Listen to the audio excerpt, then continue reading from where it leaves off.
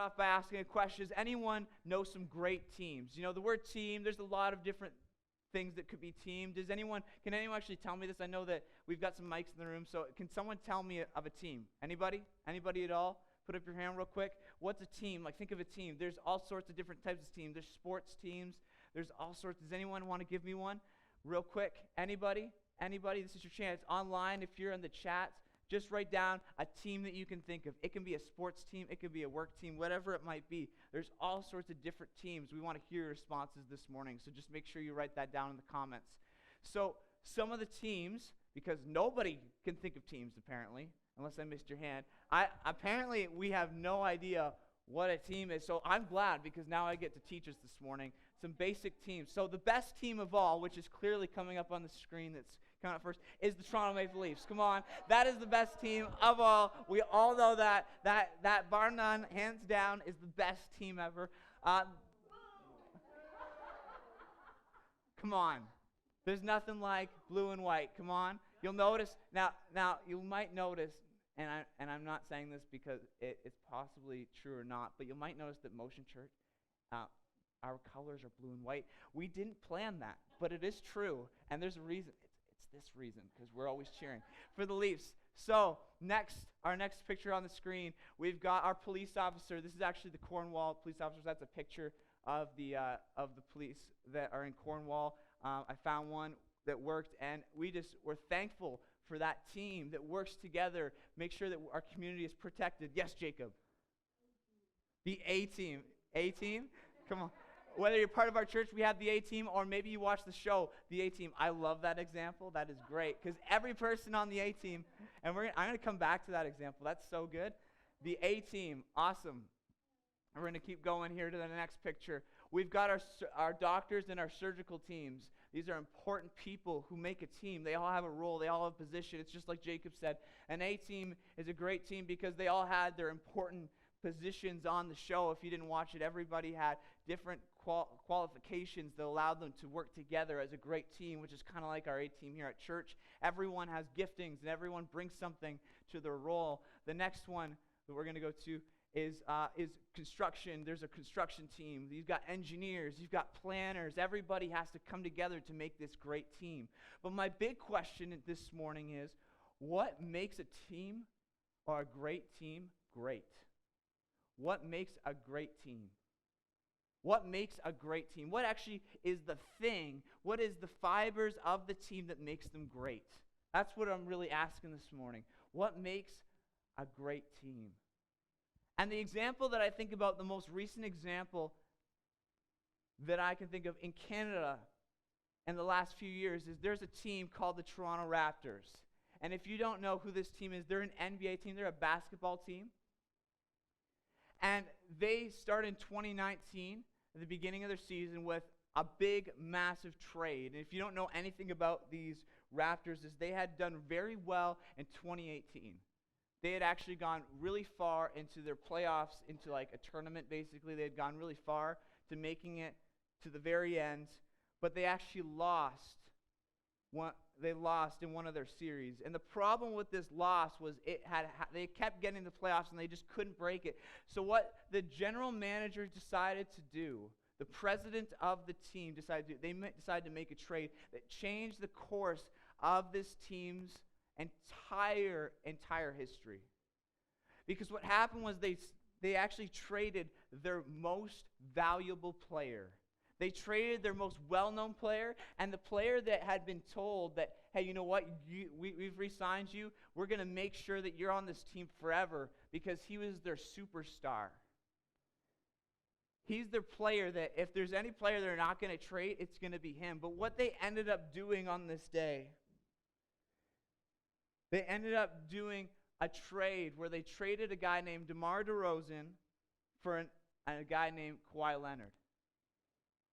And so here's what happened that day. I can remember it very well because I like to watch and listen to sports radio. Is everyone went crazy because the thing with the Toronto Raptors is that they're the only NBA team in Canada. So when something happens to the Raptors that's a big deal, every person from every province calls into the radio show.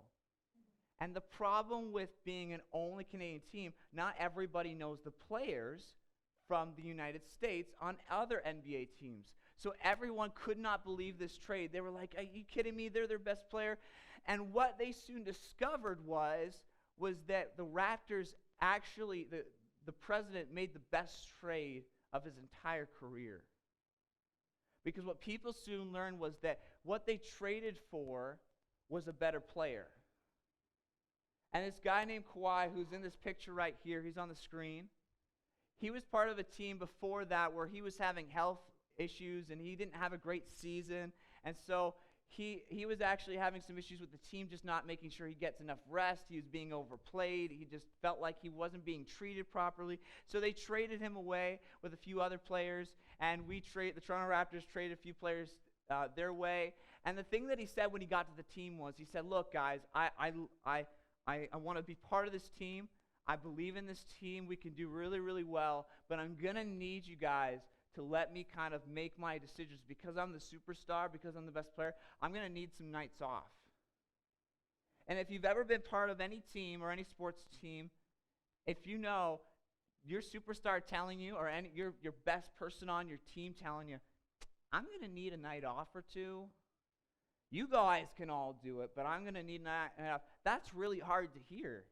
That's really, really tough. And so this team was told, hey, he's like, I got to tell you, I'm going to need some breaks. I'm going to need a rest, because the truth is, during the regular season, it doesn't really matter how well we do as long as we make it to the playoffs. You want me when I'm tip-top shape. You want me when I'm at my best. So if you want me to be my best, I need to be well-rested when we get to the playoffs. I need to make sure that I'm healthy, that I'm strong, that I'm ready to go, so that when we get there, I can bring us all the way to the end. And here's the truth. They play 72 games in a regular season in the NBA. He missed 22 games. 22 games. And I want to let you know that they broke records with him missing 22 games. And that even when he left the team for 22 games, during that time span, the team still won. They still won by a good margin the amount of games they actually had to play without him. It was significant. And when they finally got to the playoffs and he was on the team, they made it all the way through. They have some amazing games. They made it to game 7. If you don't know how it works, they play to the best of 7. So some team had to win, the best of 4. Like best of 7 means you have to win like 4 games to make it to the next round. And if you ever get a chance, I encourage you to watch the highlights, because it was amazing. It was spectacular. And what was crazy was, if you weren't aware, there was literally all of Canada was watching this. They had screens in all sorts of towns. They had these big, massive screens set up. They had thousands of people showing up to watch the Raptors outside of the arena, not even in the arena, just thousands upon thousands. There was people driving hours upon hours, probably taking flights just to be able to be near the arena at the time. It was a big deal. And they ended up making it to the NBA Finals, and they ended up winning the championship. It's in the history books now, their first ever NBA championship. And this guy was traded to them, and the beginning of the season, everyone was freaking out, and he said, look, I need my rest. And I can just picture this guy saying this to this team. And even though the team had lots of great players, I'm not saying they didn't have their own superstars, but they weren't at his caliber, but they had to make the decision that we were going to have to decide as a team that even though he's out, we're not going to have a bad attitude. We're going to play the way that we know how to play, and we're going to play our very best every single night, even when he's out. Because the reason why this team was so good, and what makes a great team, is that great unity grows from great humility. They had the great humility factor. They had the key to having great humility, always doing their very, very best, even when their superstar was out. They could have easily decided to say, why don't I get that? I'm really good. I made it to the NBA. I'm amazing. I'm already one of the best players in the world. But decide, no, I recognize in a team to grow unity in a team, to create that sticky glue that creates a team, and with unity, it's all about humility. Can we say that together? Great unity grows from great humility. Let's say it. Great unity grows from great humility. Let's say that again. Great unity grows from great humility. But this idea isn't new. This idea I'm bringing, it's not new. Actually, the Apostle Paul in Philippians chapter 2 brings this very idea to the church in Philippi. So if you have your Bible, I want you to take it out. Make sure you get to Philippians chapter 2. We're going to go into there and just take it apart as we dive in today. And so just to give you some context, this church that Paul's writing to, he's writing to this church, which he did often. He wrote these letters. And if you don't know in the Bible, there's actually lots of letters that are in there that Paul wrote to different churches, that he launched and that he started in the early church. And the Philippians actual letter is one of the churches that he was one of the very first churches he launched in Europe. And the crazy part is that he's writing this letter, okay? He's writing this letter in prison. He's actually in prison when he writes this letter. So I could just imagine the humility that he's facing as he's trying to tell this church some things that he believes that they need to be aware of to grow in their faith. And so he's really, the context of this actual letter is encouraging the church to live a life in and centered around Christ. And I can just picture this as he's writing this. They're getting his letter and they're like, he's in prison. What does he know? Like, that's like my mental thought is like, what does this guy know? He's in prison. He obviously made it to prison somehow. And we're going to take advice from him. But he's like, hey, I've got some letters. I'm sending out these letters to encourage you, to tell you the good things of God, to encourage you of what to do next, to go further in your faith, to grow as a church.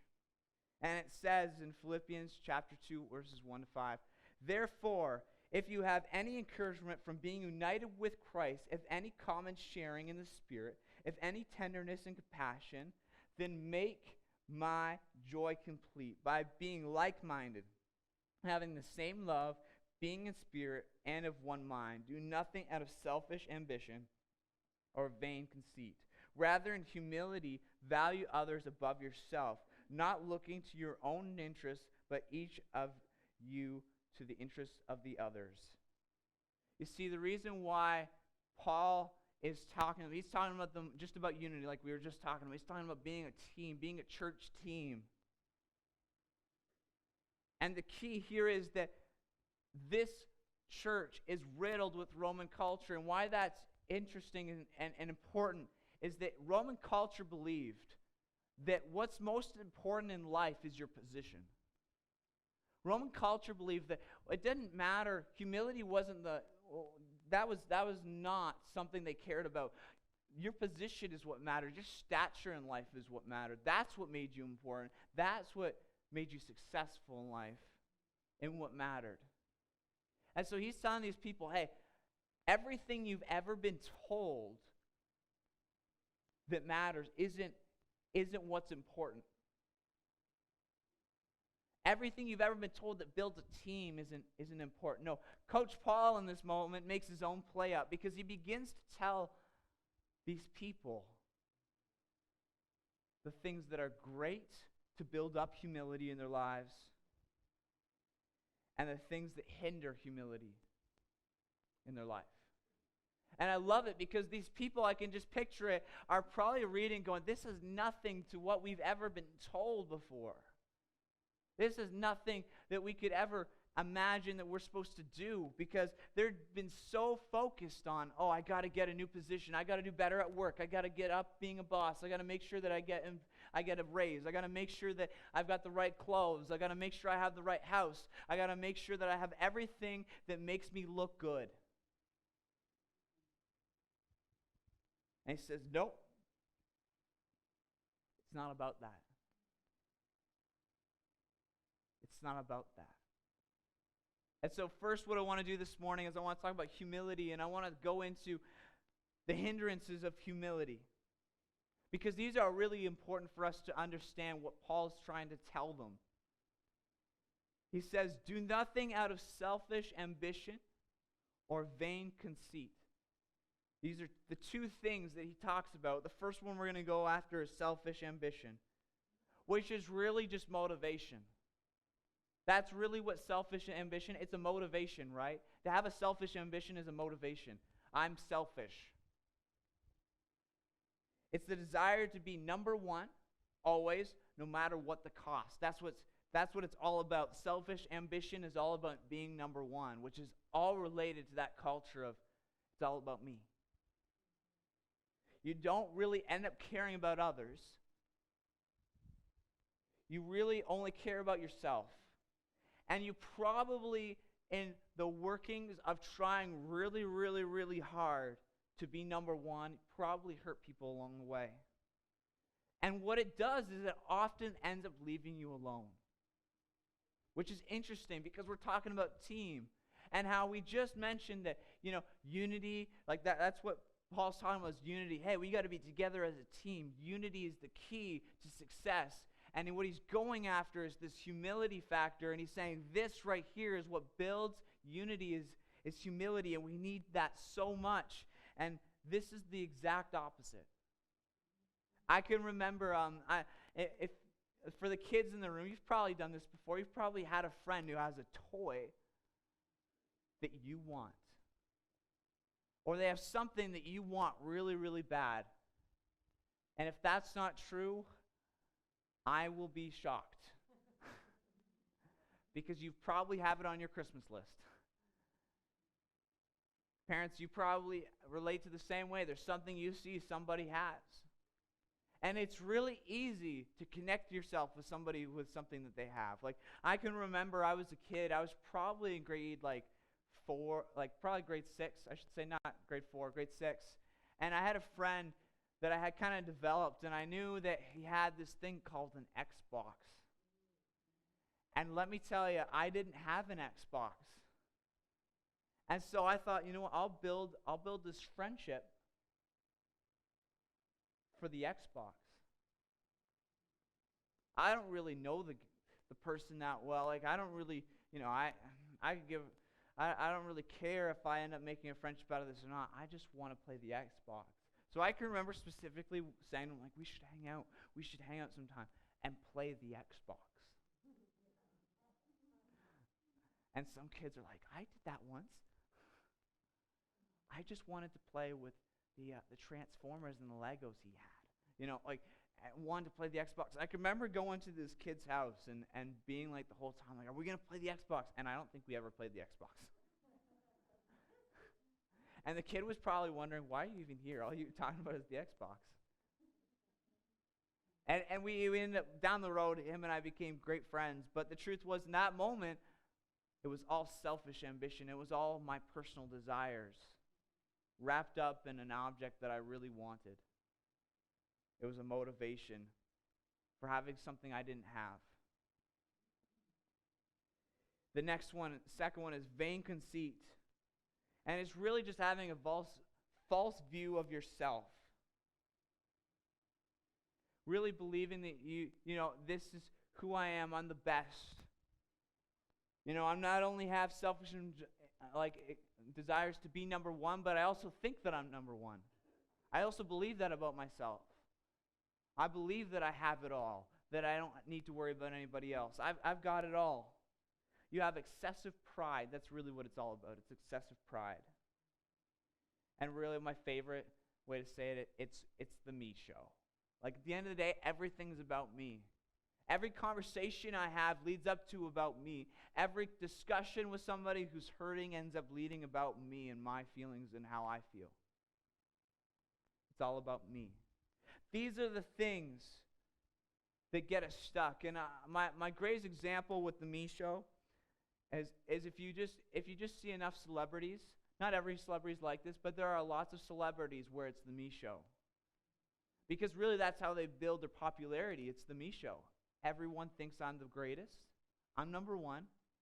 And everything's about me. And if it's not, I'll be shocked. Because that's how I've always lived my life. It's all about me, building up my brand and who I am. It's the me show.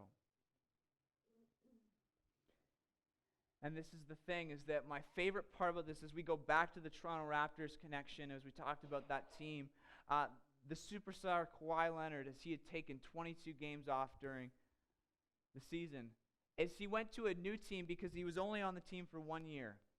And it was because his contract was only a 1-year contract that he was on. And he went to a new team called the Clippers. And that new team was really excited to have this leader that had taken them all the way to the playoffs. And he said, okay, here's the deal. It's the same thing. I need rest. And what's fascinating, weeks ago, they were discussing how the team that was so excited to have this number one player later talked about how they're like, I just don't understand why he gets so much time off. It just didn't work for our room. We just didn't get it. We just didn't understand. How come he gets a break? We're all really good. I'm a superstar. Because they didn't have the humility factor. Because we know already, coming back with our main line of the day, great unity grows from great humility. This is important. Now we're going to talk about building humility real quick, because Coach Paul says these are the bad things. Here's the good things as a team that we need to build up. Here's the things that matter. Here's what it comes down to.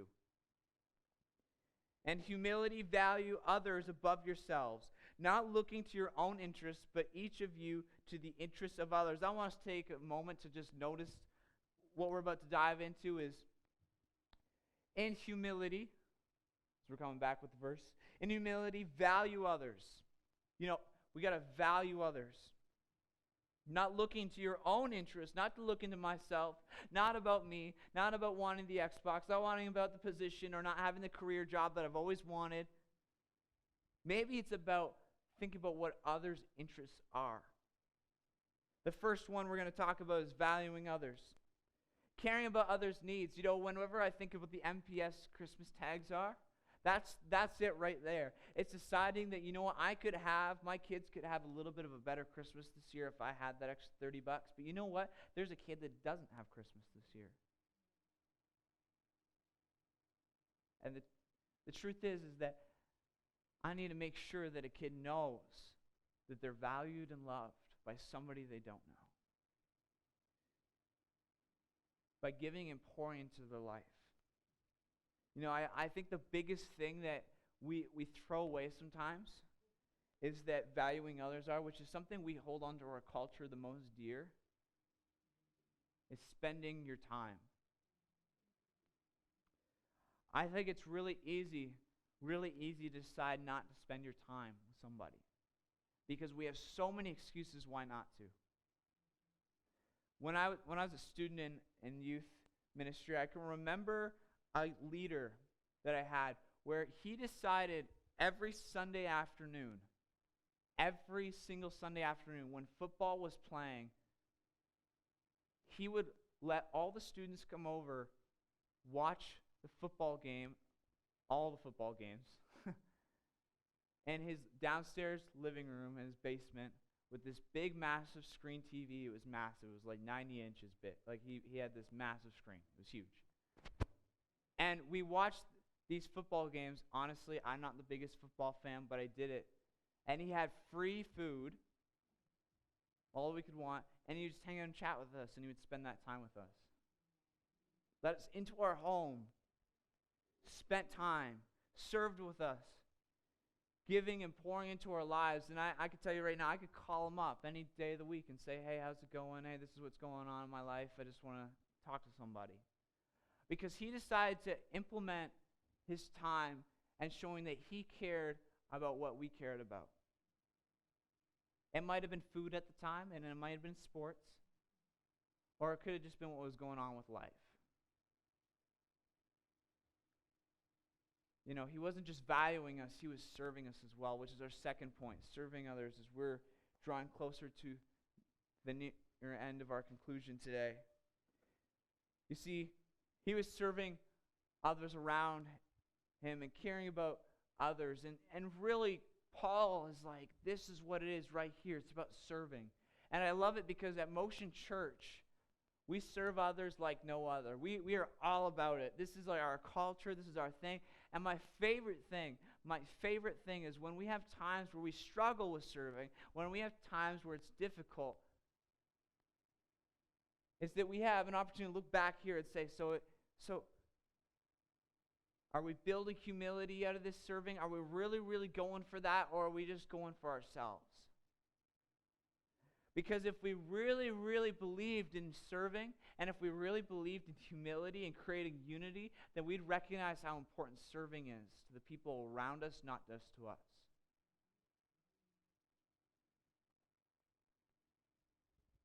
I love what it builds into. I could tell you of people that I've watched where I've just seen them step up and served at our church. And I can tell you often as I'm here every week, obviously, is that I walk through Motion Church all the time. I was just talking to a pastor and I was just telling them how much stuff we've done even with COVID. A personal pastor friend of mine, and I was amazed as I began to think about everything, and he was telling me what their church was up to, and I was like, yeah, we did this, all right, we did that too, and the list kept going, and all I could think was it's because of the people that serve here at Motion Church. Come on. It's the people that decide that great unity is created and grows from great humility, that my humility in my serving is what's going to grow this church.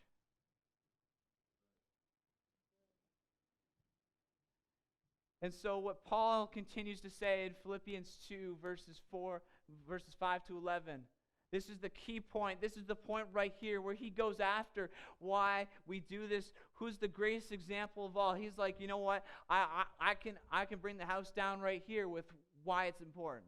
I can tell you right now what the biggest thing and the most important person that we would ever know in our entire world and history and culture did something for us that showed the ultimate act, but it wasn't just the one act, it was his entire life.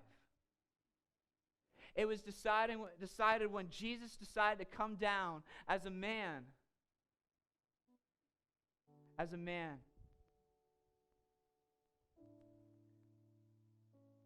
And serve his life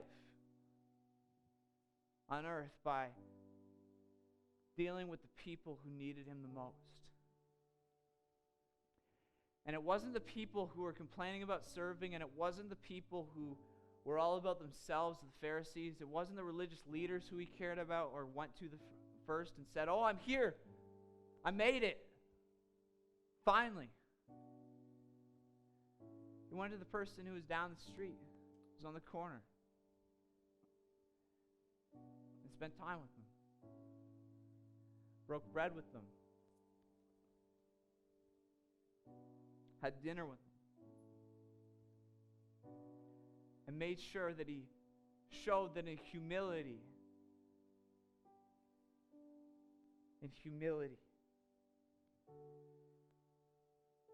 unity grows. Because what Paul says is, in your relationship with one another, have the same mindset as Jesus, who being in very nature God himself, did not consider equality with God something to be used to his own advantage. Even though he knew he was equal to God, he's like, I'm not taking that advantage. Rather, he made himself nothing.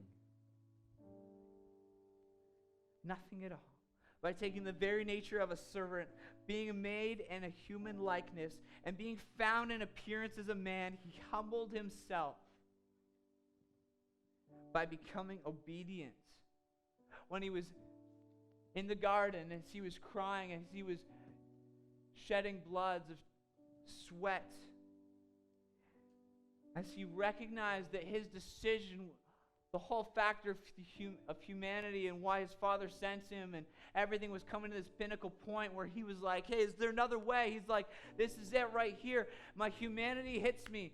This is the moment right here where I have to make the decision, because the truth is I can walk away because I'm a human and I have every ability just to make that decision, but I know that I'm called here today to do the very thing that will change the course of history for the human race.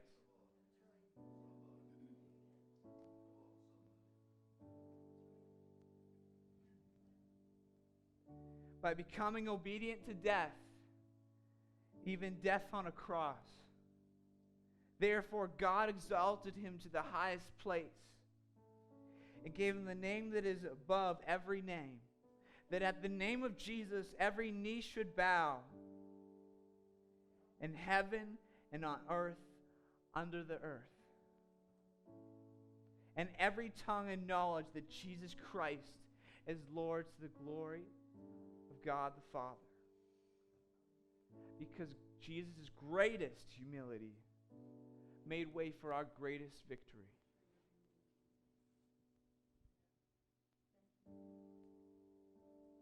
So in conclusion this morning, if you would stand with me as we're going to just finish up this service together.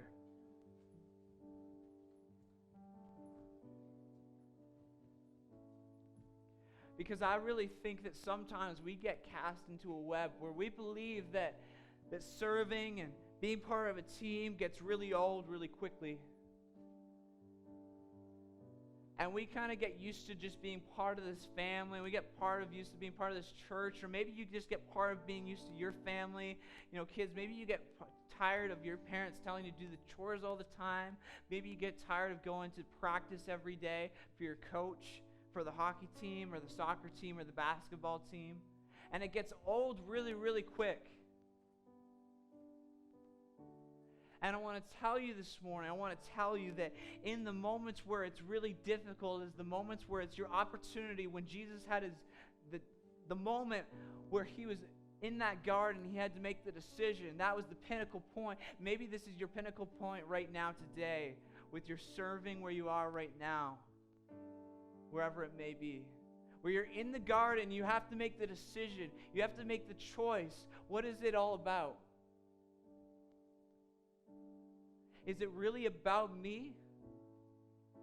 Or has it never been about me? Because if we really believe this thing that Jesus did, and if he's the greatest example, then we have to live a life of humility that is beyond the measure of what we can personally dream of or imagine, because it requires an amount of faith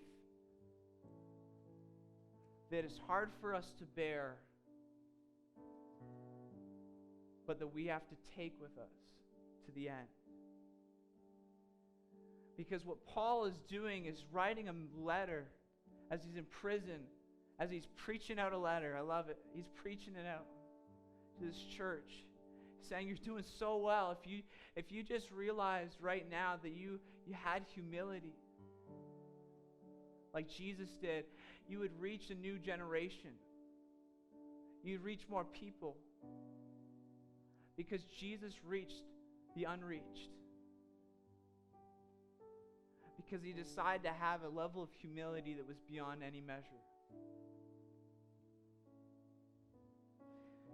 And that through that, you can have humility in your life by deciding to serve, by deciding to value other people, recognizing what they need and what their needs are. That when you do those things, that's the application right there. When you decide to serve, when you decide to do everything you can to show, hey, I actually care about you. I just don't care what you have anymore, or that it's great to be with you, and that I carry this position that I'm with you. We create this friendship and this bond that's so awesome. It's more than that.